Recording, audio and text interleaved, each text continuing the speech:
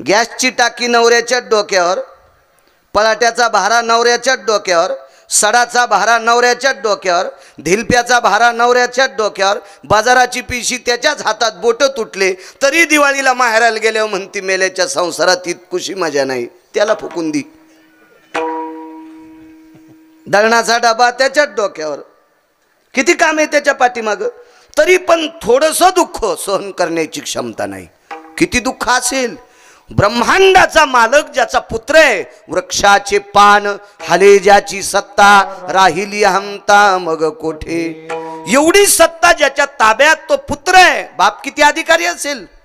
आणि त्याच्या बापाला गळ्यात बेड्या, कमरेत बेड्या, पायात बेड्या, किती परिस्थिती. आणि समोर रक्ताच्या नात्याचं नैतिक किती मोठं दुःख आहे. आपटून मारलेले लेकरं तरी दुःख सांगितलंच नाही. शहाणी माणसं मूर्खापाशी रडत नसतात. शहाणी माणसं दुःख हे दुःख निवारण करणाऱ्याला सांगावा. जी माणसं आपलं दुःख ऐकून 6 नळ्यानं पेरीत आहेत का, अशा भंगिऱ्याला दुःख सांगायचं नाही. बायकाला लय नाद असतो मुळू रडायचा. शेजारीनं आली की काय काकू फारच आमच्या आत्याने त्रास द्याला. वछे तू आशाबाई पशी रडीस, तिनं दोन्ही सुना आडात ढकलून मारल्यात. मग जिनं दोन्ही सुना आडात ढकलून मारल्यात, 2 फुकून देऊन मारल्यात, अशा पांचट बाईला तू दुःख सांगायली काय, तू दुःख नीट करीन ती.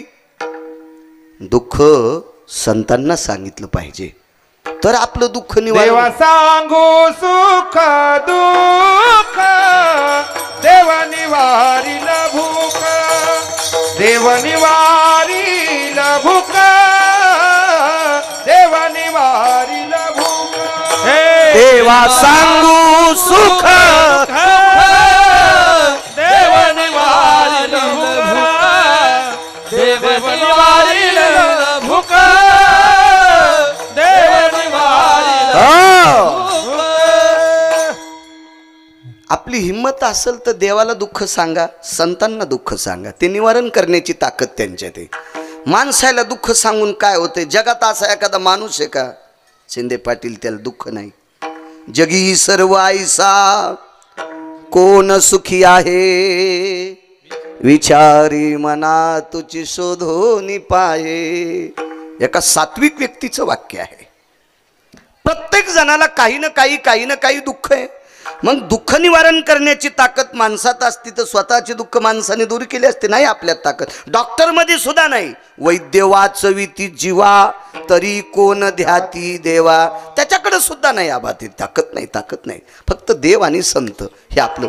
देवाच्याही पेक्षा संतांकडं, देवाकडे दुःख सांगितल्याच्या नंतर एखाद्या वेळेस देवही संतांकडे आपली व्यथा मांडतोय.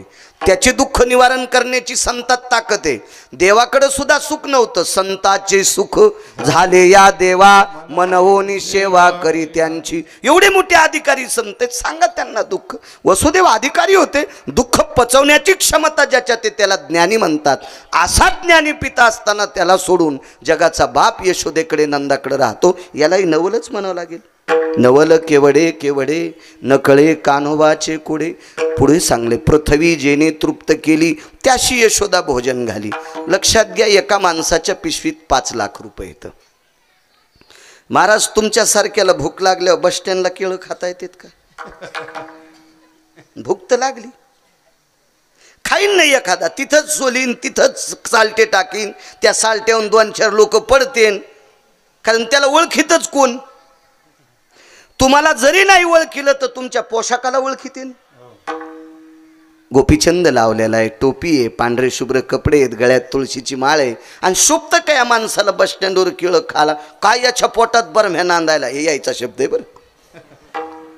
पोरग म्हणलं माय भूक लागली, काय तो ह्या पोटात बरम्या, या काय शास्त्रातला नाही, हे यांचा शब्द आहे, आपल्या मराठवाड्यातला प्रसिद्ध शब्द आहे.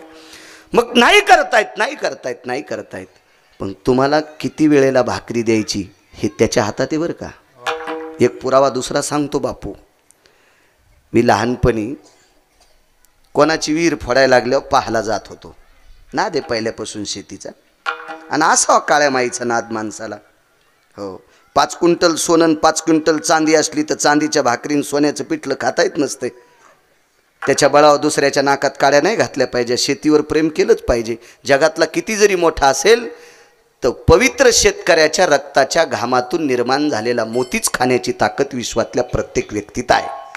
बाकीचं खाऊ शकत नाही. बंगलावर बंगलं टेकून 10-5 बंगले बांधताल पण पोट नाही भरणार त्याने. नाही, त्याच्यासाठी त्या पैशाची धान्याची विकत घ्यावं लागेल. असो, विहीर बघायला जायचो. मग त्यावेळेला हे ब्लास्टिंगचे नव्हते ट्रॅक्टर, त्यावेळेला ते बार घ्यायचे पहारीनं. ठराविक लोक असायचे त्यांना तो बार कोरता येत होता. लोखंडाच्या पळ्या असायच्या मधलं काढायला. पळ्यालाही शहाणपणा करतात कुठं पण.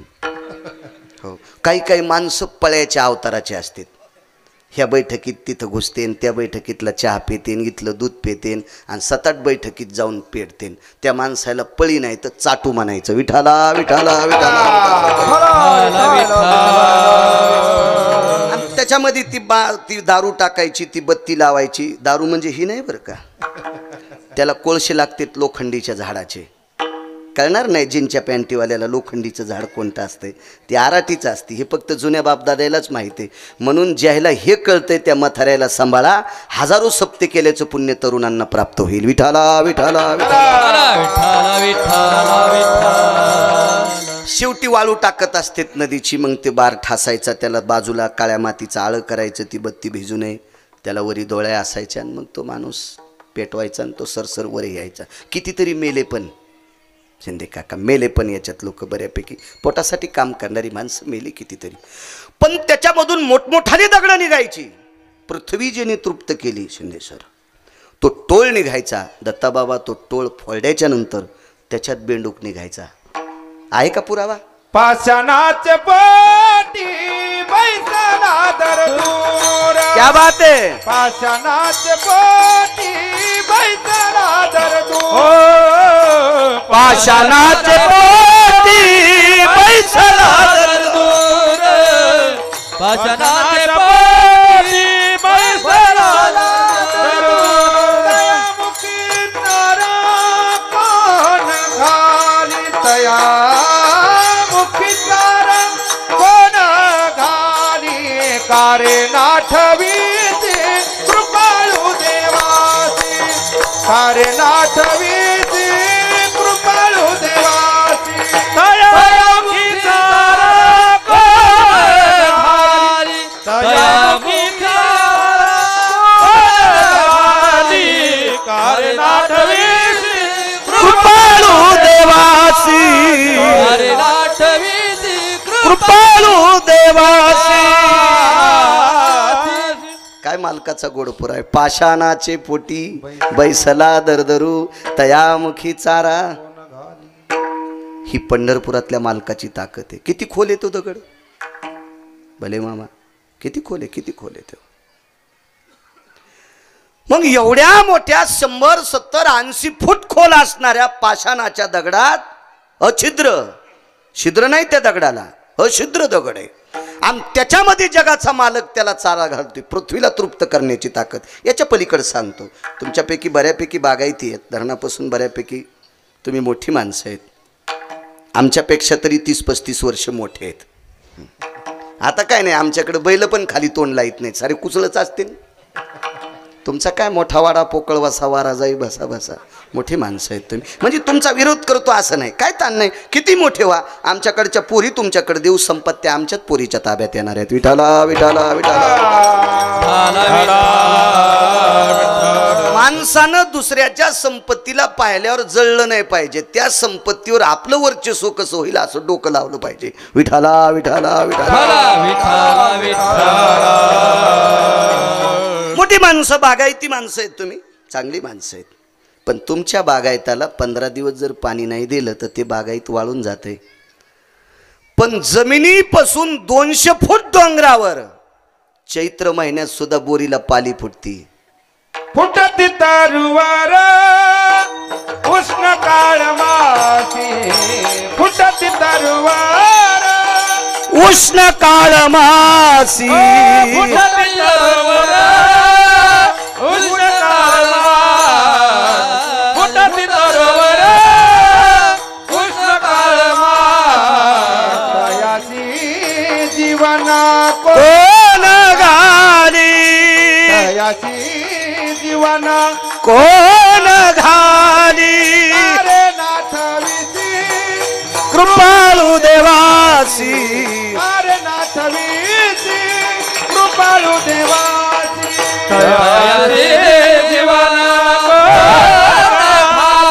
तयारी जीवना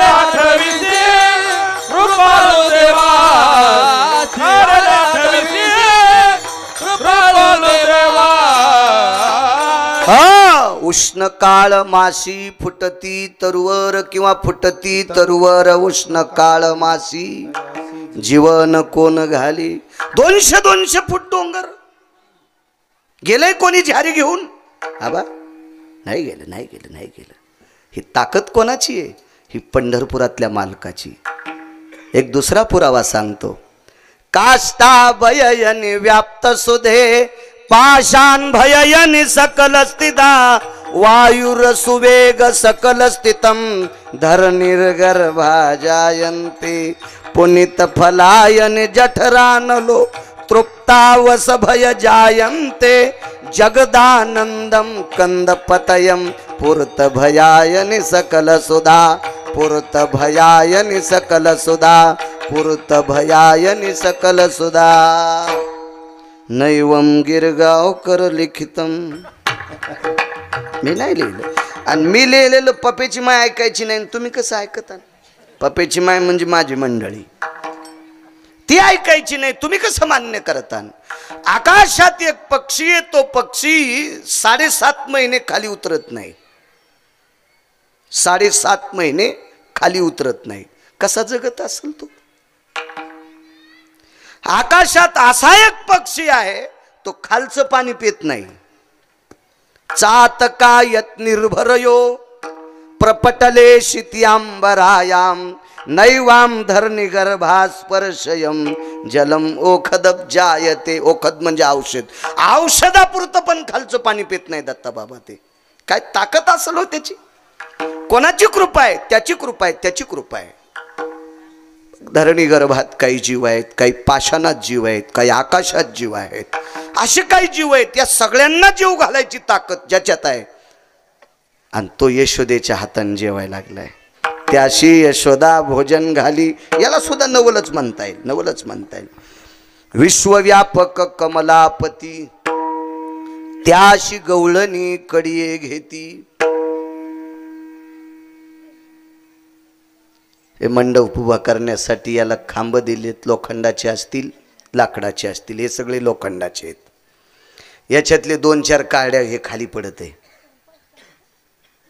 पण ह्या मंडपाला कोणाचं डोकं असेल आपण बसलो ते मंडप आहेत घरं आहेत हे सिमेंटाचे डोंगर आहेत मोठमोठाले बंगले आहेत माळदं आहेत जोडण्या आहेत ह्या जमिनीवर आहेत पण हिला कोणाचं डोकं असेल त्याचं डोकं आहे त्याचं डोकं ह्या विश्वाला कडेवर घ्यायची ताकद त्याची आहे खालचे 7 वरचे 7 त्याच्यावरचे 14 आणि त्याच्यावरचे 21 खालचे 7 आतळ वितळ सुतळ तळातळ महातळ रसातळ पाताळ त्याच्यावरचे 7 सिंहदीप कौशदीप शाल्वदीप पलवंगदीप बजाले इतके बाकीचे घरी गेले वाचा मोठाले मोबाईल आहेत तुम्हाला बेताडासारखे वरचे 7 त्याच्यावर 14 भुवन 21 स्वर्ग दत्त बाबा हे सगळे कोणाच्याकडे वेत त्यानं जरा असं केलं की सगळं हलत मग विश्वाला कडेवर घ्यायची ताकद ज्याच्या आणि त्याला गोपी कडेवर घ्यायला ते नवलच म्हणावं लागेल की नाही नवल केवडे केवडे शेवटच्या कडव्यात तुका म्हणे नटधारी भोग भोगोनी ब्रह्मचारी आपल्या संस्कृतीमध्ये एक जन बायको केली तो संन्याशाच्या ब्रह्मचार्याच्या यादीत येत नाही करता जरी चूक केली तर लोकांच्या नजरेत तू ठरशील पण पंढरपुरातल्या मालकाच्या नजरेत तू तर मात्र हरामखोरच विठाला विठाला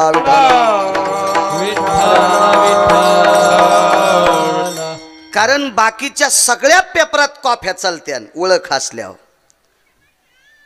पण वारकरी संप्रदायात कॉफी चलत नाही आहे का पुरावा येथे नाही खोटा चालत परिहार चालत परिहार येथे नाही खोटा चालत परिहार चालत परिहार दानाची अंतर पांडुरंगा दानसी अंतर दानाची तेथे नाही खोटा चालत, जानशी अंतर. त्याला सगळं कळतंय. मुंगी के पाँव में घुंघरू बाजे, वही अल्लाह सुनता है. त्याचे डोळे आणि कान किती तीक्ष्ण आहेत. मुंगीचा पाऊल किती मोठा असेल गुरुजी, बारीकसा. सूक्ष्मदर्शकाखालीच पाहावं लागेल मुंगीचा पाय. आणि मुंगीच्या पायातलं घुंगरू, आणि घुंगरू तसं वाजत नाही, त्याच्यात लोलक नाही तो मणी. घंट्याला लोलक म्हणतात, आणि घुंगराच्या मधात असतो त्याला अण्णा, जोट्या अण्णा मणी म्हणतात. मग पायच जर सूक्ष्मदर्शकाखाली पाहायचा तर त्या पायाला घुंगरू केवढं बांधा, आणि त्या घुंगरातला मणी किती मोठा असेल, त्याचा आवाज कसा निघत असेल, ते पंढरपुरातल्याला कळतोय. आपण चुका केलेल्या कळत नाहीत का? जाऊ दे, कशाला इचकायचं. दुसऱ्याची धुणे जास्त धुत बसल्यावर कालांतरानं बायकोची साडी धुवायची वेळ येत असते. म्हणून शक्यतो दुसऱ्याचे कपडे नाही धुतले पाहिजे माणसानं. आपलं आपलं बघायचं, कशाला फुकट कळण शेंडी वळवळ. पण चूक करणारा माणूस ब्रह्मचार्याच्या संन्यासाच्या यादीत येऊ शकत नाही. लोकांच्या डोळ्यात माती टाकील, देवाच्या डोळ्यात टाकता येत नसती. ते लय देवचतुर देवचतुर, जाणोनी अंतर वर्त तसे, त्याच्यासारखा चतुर कोण नाही. असो, पण लग्न केलेल्या माणसाला संन्यासाच्या यादीत येता येत नाही. आणि कालांतरानं प्रपंचाचा त्याग करून जर संन्यास घेतला तर ब्रह्मचारी होता येते, पण बाल ब्रह्मचारी म्हणता येत नाही. पुराणाचा पुरावा सांगतोय, हे काय मी माझ्या घरचं सांगत नाही, आमच्या आज्या पंजाने लिहिलेलं नाही, योगी ऋषी मुनींचं वाक्य आहे ते. मग बाल ब्रह्मचारी राहण्यासाठी शक्यतो यांची सावली पण पडू द्यायची नाही. तुला राग आला असन दाद्या, पण ज्याला मोठं व्हायचं का त्यानं यायच्या लांब राहा. मग राजकारणात मोठं व्हायचं असेल तरी यायच्या लांब राहा, व्यापारात मोठं व्हायचं असेल तरी यांच्या लांब राहा. 637 ट्रक गेले एका व्यापाऱ्याची, बोल्ट पण नाही राहिला. शेवटी ते दुसऱ्याच्या टरकायला गिरीज भरीत आहे आता. हो, बाईच्या नादामुळं चुकीचं काम केलं त्यानं. 624 ट्रक मी डोळ्यानं पाहिला तो माणूस. आता गिरीज भरते. आमच्या गाडीला एके दिवशी गिरीज भरलो. हो, तर मी म्हणलो कोण आहेत, काय नाही म्हणलं, असे टाटाचे 624 ट्रक होते माझ्याकडे. मग कस काय त्यानं डायरीतला फोटो दाखिला, इच्छामुळं चट गेले म्हणला. हो, आणि आता बापानं करून दिली, तिच्यासाठी गिरीज भरून तिला जगितोय, ट्रकला गिरीज भरितोय. म्हणून तुला राग येऊ देऊ नको. मी कोणाला कॅमेरे लावू देतो, आमचे लोक बरेच लावू देणार. मला काय वाटत नाही, आपल्या हौदात पाणी येतं रग प्या. ज्या दिवशी आमचं संपल त्या दिवशी मी निघालो तुरी कापायला. विठाला विठाला प्रत्येक क्षेत्रात जर मोठं व्हायचं असेल तर आपली स्वतःची पत्नी सोडून प्रत्येक स्त्रीला माय जो कोणी म्हणत असेल तो जगातला एक नंबरचा आहे. मोठं व्हायचं असेल तर संप्रदाय त्या का तिळा इतकं पाप जमत नाही, तिळा इतकं अद्याप नाही. नको नको स्त्रियाचा, नको नको स्त्रियाचा परिकरिती आघात. मला वाटतंय पैठणच्या मालकांचं वाक्य. हो हो हो, वा. काष्टाया पाषाणा मृत्तिकेच्या. हा एक पुरावा आहे, हा एक पुरावा आहे, हा एक पुरावा आहे. हा, दगडाची बाई सुद्धा नाही. एका ब्रह्मचार्याच्या रथाला लाकडाची भावली लावली होती, लाकडाची. जगातला एक नंबरचा ब्रह्मचारी, त्याचं नाव आहे पितामह भीष्माचार्य. काळड्याशिवाय रथात बसलत नाही. म्हणून त्याचं दर्शन घेतल्याशिवाय पंढरपुरातला मालक रथावर बसत नव्हता, इतका अधिकारी. अहो, निसर्ग बदलायची ताकद होती. इच्छामरणी देखोनी दक्षिणायनाती घोर, भीष्मे ऐकताची उत्तर, काळासी सारोनिया दुरन स्वशरीर रक्षिले. 22.5 दिवस यमाला उभं केलंय. यमड्या थांब तिथंच. 22.5 दिवस. किती ताकद, फक्त ब्रह्मचर्याच्या तेजाची ताकद होती, एवढी मोठी ताकद होती. विढाला विढाला मग थोडीशी चूक केली तर ब्रह्मचर्य आणि संन्यास मातीत जातोय. याला बायका किती होत्या पंढरपुरातल्या मालकाला? 16,108. आणि तितक्या भोगून ब्रह्मचारी. बर म्हणायला गिरगावचा बाळ आहे का? देऊतल्या मालकांचं वाक्य आहे, देऊतल्या मालकाचे. भोग भोगोनी ब्रह्मचारी, तुका म्हणे नटधारी. नटधारी शब्द वापरलाय. हो, आणि भोग भोगोनी ब्रह्मचारी. कसा काय ब्रह्मचारी होईल तर त्याचा पुरावा आहे. एक सोपा सांगतो तुम्हाला, कळेल रुचेल झेपेल अशा लय अडचणीत हात घालीत नाही इचू निघत असते. बापानं आपलं जिच्यासोबत लग्न लावून दिलंय ती सोडून जगातल्या वयस्कर स्त्रीला माय म्हणायचं आणि कमी वयाच्या स्त्रीला बहीण म्हणायचं. अशी ज्याची मनाची वृत्ती आहे तो नुसता ब्रह्मचारी नसून लाखो ब्रह्मचार्याच्या बरोबरीचा आहे. विधीने काही गोष्टी केल्या, विधीने सेवन विषय त्यागाते समान, विषय त्यागाते समान, विषय त्यागाते समान.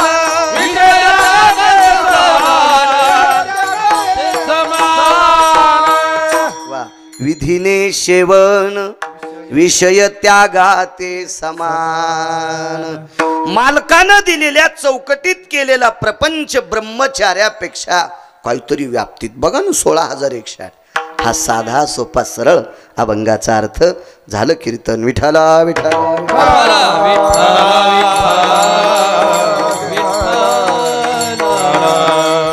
एक कटाळा ज्याला येईन त्याला खाली बसू द्या चोपदार. उगाच छोटाली लेकर आहेत ते.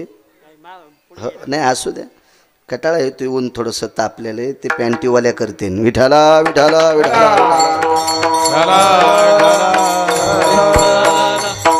छोट्यांना कशाला त्रास द्यायचा.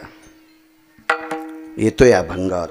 तुम्हाला साधा साधा याचा त्रोटक अर्थ सांगितला. बघा नवलाच्या गोष्टी ऐका, आशीर्वाद द्या तुम्ही. फार काही नवलाच्या गोष्टी येतात. 7व्या अवतारात मुलीनं बापाला सांगितलं, चोपदार बोलू नका तुम्ही, जिल्ह्यापेक्षा तालुका मोठा झाला. विठाला विठाला विठाला विठाला विठाला. मुलीनं बाबाला सांगितलं, वांगीकर आबा, बाबा तुम्ही माझ्या नवऱ्याला मारलं ना, मग तुम्ही मुलगी विधवा केली. एक काम करा ना बाबा, तुमच्या जावयाला जिवंत करा आणि मुलीचं कुंकू वापस आणा. बापानं नवऱ्याला मारलंय असं नवऱ्यानंच बायकोला सांगितलं. त्या नवऱ्याचं नाव होतं इंद्रजित आणि शेषशाही अनंत भगवंताच्या मुलीचं नाव होतं सुलोचना. लक्ष्मणानं इंद्रजिताला मारलं होतं. तिनं सहज ते ताटात डोकं घेतलं आणि व्याख्या सांगितली, मालक तुमचे बाबा किती मोठे आहेत. 14 चौकड्याचं स्वराज्य तुमच्या बाबाला. काय वैभव आहे. पाषाण परीस भूमी जाबुनंद वंशाचा संबंध धातयाशी. सरळ ब्रह्मदेवाशी कॉन्टॅक्ट वंशाचा. किती मोठा रावण. अंशी सहस्र सुंदरा कामिनी माझी मुख्य राणी मंदोदरी. माझी मुख्य राणी मंदोदरी. 80 सहस्र बायका. काय वैभव. एवढे तुमचे बाबा असताना वाचविलं नाही. काय तुमचे एक काका. बलव्याप्तियो जठरानलेषुं भक्षन्ति परजयो सान्नेषु सजायन्ते नाम मौसारेण तद्रुयो. खंड्यानं अन्न खातेत, खंड्यानं मांस खातेत. काय उदर आहे तुमच्या एका काकाचं. ते झोपलेल्याचं नाव काय. कुंभकर्ण. केवढा मोठा काका तुमचा. नाही वाचिलं. तुमचा एक काका नामधारक आहे. क्रतात्रेता युगात रावणाच्या लंकेत भजन फार गोड केलं. ते बिभीषणानं केलं. वाटत असेल एक पाहुणा भेटला आमचा. ते म्हणला मी 40 वर्षापासून भजन करतो. सकाळीच भेटला, चहा पाजून वाट लावला, उपरनं गिपरनं दिलं त्याला. पहाट नेमकीच आंघोळ झाली. मी अंग पुसून गंध लाईत होतो तेवढ्यात म्हणला महाराज आताच काकडा करून आलो. 40 वर्ष झालं सुतक पडलं तरी भजन बंद नाही. एकदा म्हणावं चहा पेता पेता अर्धा चहा बसीत पुन्हा म्हणला. तर मी म्हणलं राहू द्या पाहुणेराव, भजनासाठीच आपण आलो. देवे दिला देह भजना गोमटा. पण जाऊ द्या, मला सांगितलं पण कोणाला सांगू नका. पुण्य सांगितलं की संपत असते, सत्कर्म सांगितलं की कमी होत असते. हो, पाप सांगत जा, उलट कमी होत असते. गुन्हेगारानं कोर्टात गुन्हा कबूल केला की शिक्षा कमी होत असते बरं का. मी काही गेलो नाही पण ऐकलं लोकायचं. आपल्याला जाची वेळ बी येऊ नाही शिंदे काका. कशाला गरज आहे का नाही? कशाला उगं काही काय माणसानं या बा संन्याशान लुगड्याच्या दुकानात कशाला जायचं? त्याला मागणं पुढं फुफुटा उडं काही काही गोष्टी गरजच नाही. त्याला कशाला जायचं लुगड्याच्या दुकानात? ज्या गावात कोणालाच दिसत नाही त्या गावात चष्म्याचं दुकान कसं चलन? कोण घेईन चष्मा? कोणालाच दिसत नाही ना. काय गरज आहे आपल्याला तिथं जायची आहे का नाही? येऊ नये. येत असतो कधी कधी प्रसंग, पण येऊ नये. गुन्हा माणसानं प्रांजळपणानं सांगितलं की कमी होत असतोय, आणि सत्कर्म जस्त तोंडानं सांगितलं की त्याचं पुण्य कमी होत असतंय. म्या इतकं दिलं, म्या इतकं दिलं. काय 3-3 बाऱ्या सांगायला बापा. 8 किलो कोपनच्या गव्हाच्या चपात्या खाऊ घातल्या. 3 दिवस भजण्याचं पोट दुखत होतं. त्यानं अर्धा किलो तो ववा खाल्ला ते पोट राहण्यासाठी. आणि तरी ते 8 किलो गव्हाचंच इतकं सांगायला. तितक्याचा शिरान, 6 किलो तांदळाचा भातन, 3 छटाक हरभऱ्याच्या डाळीच्या पिठाची कढीन, ते बी ताक दुसऱ्याचंच होतं. हो, आणि तरी हे चटबू मातीत जाते. हो, सत्कर्म सांगायचं नाही, झाकलं पाहिजे. त्याला सांगितलं राहू द्या. ते म्हणे महाराज पण बघा ना 40 वर्षापासून. आणि त्याच्या म्हशीचा कोठा मागच्या हप्त्यात जळाला. 9 म्हशी मेल्या. गाई लांब होत्या त्याच्यामुळं वाचल्या. 9ला 9 म्हशी मेल्या. तर मी म्हणलं किती म्हशी मेल्या? 9 म्हशी मेल्या महाराज. चहा आठवूनच द्याला. म्हशीचं ध्यान झाल्यावर ते खिसा जरा रिकामा झाला ना. तर मी म्हणलं केवढ्या? एकही म्हसड 1.25 लाखाच्या खाली नव्हती महाराज. म्हणलं एक सांगू का? किती वर्षापासून भजन करतात? 40 वर्षापासून. मग तुम्हाला तुमच्या भजनाच्या बळावर म्हशीचा कोठाही जिता नाही आला? बिभीषणानं 19 घरं जळू दिले नाही. ताकद कशाची होती बापू? प्रतापे सबळ नामातिया, नामातिया, प्रतापे सबळ नामातिया, नामाचिया प्रतापे सबळ प्रतापे सबळ नामाच्या. मने आती झाला ते शीतळ, तुकामणी झाला तो शीतळ. प्रतापे सबळ नामातिया, नामातिया, प्रतापे सबळ नामातिया, नामाचिया प्रतापे सबळ नामाच्या. तुका म्हणे अग्नी झाला से शीतळ. या प्रतीत पाहायचा नाही अभंगा, नागपूर प्रतीतला पाहायचा. हो, लंकेशी उराले बिभीषणाचे घर, हृदयी सीतावर मानोनिया, हृदयी सीतावर लंकेशी उरले विभीषणाचे घर, हृदयी हृदयी सीतावर लंकेशी उरले बिभीषणाचे घर, हृदयी सीतावर मनोनिया. त्याच्या आधीचा पुरावा. तुका म्हणे अग्नी झाला से शीतळ, प्रतापे सबळ भजनाची या. नाम म्हणजे भजनच. काय ताकद. नागपूर प्रतीतला अभंग. एक जण म्हणला महाराज एक शेपक आहे. मी म्हणलं सुंबळ्या गाणे म्हणल्यापेक्षा बरं आहे ना नालाय का? काहीच काय रे म्हणलं. तू काल परवा माळ घातलीस दात पडल्याव चावणं गेल्याव. तू जवळून गेला तर ढवळ्या कोंबड्याचा वास आला तू हांगाचा, आणि तरी महाराजाच्या नाकात काळी घालतो का सुंबळ्या? यम तुला इतका हानीन भडव्या इंचभर जागा ठोणार नाही लाल व्हायची. विठाला विठाला.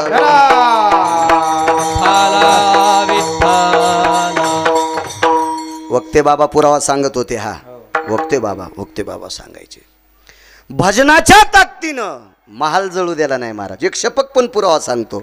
आग लगी लंका में हलचल मचाई, विभीषण के कोटिया कैसे बचाई रे, कैसे बचाई.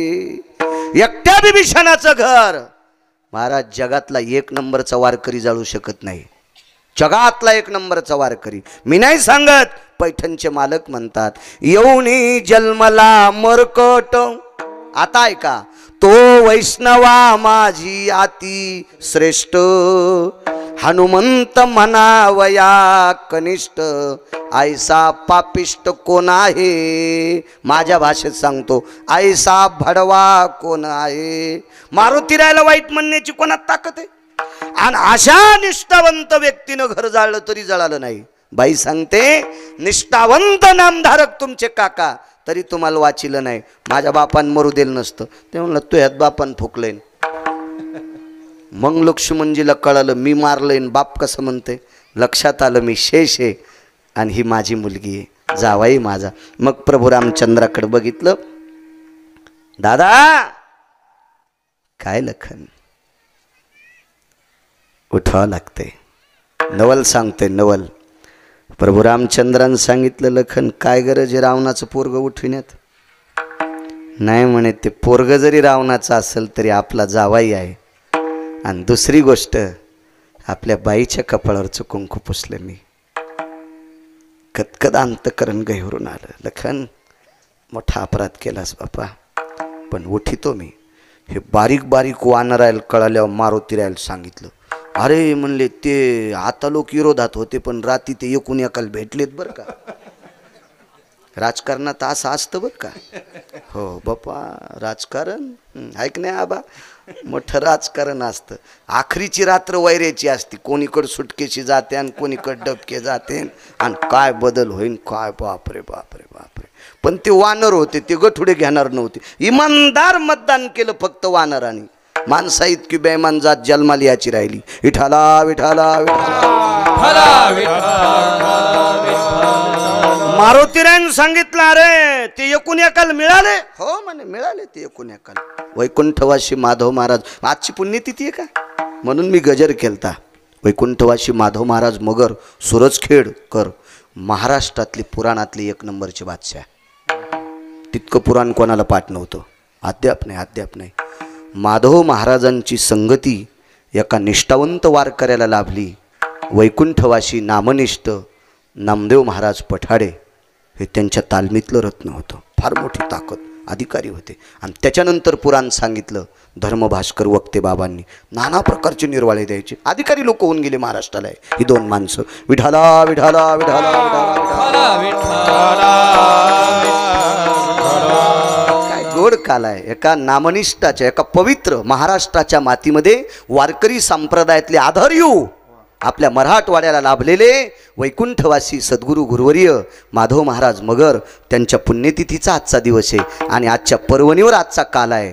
हा काला म्हणजे मला तर वाटतं या काल्याच्या प्रसादाची अपेक्षा विटेवरचा मालक सुद्धा करील. कारण इतके अधिकारी होते माधव बाबा. विठाला विठाला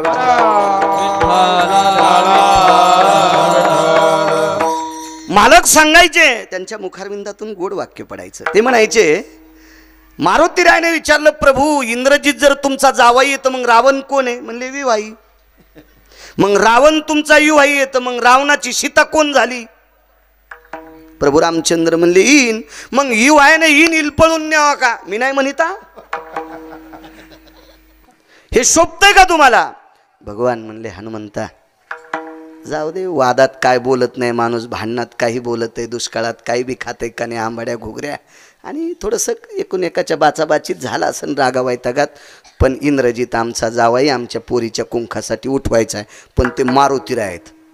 म्हणले आमच्या सगळ्या वानरायचे कातडे गेले राक्षसायला भांडू भांडू, आणि तुम्ही आता मुख्य माणसं एक झाल्या मधले मेले ना. वरच्याने इकडे तिकडे उड्या टाकल्या, खालच्या कार्यकर्त्याला कळतच नाही कोण्या नदीचं पाणी प्यावा. विठाला विठाला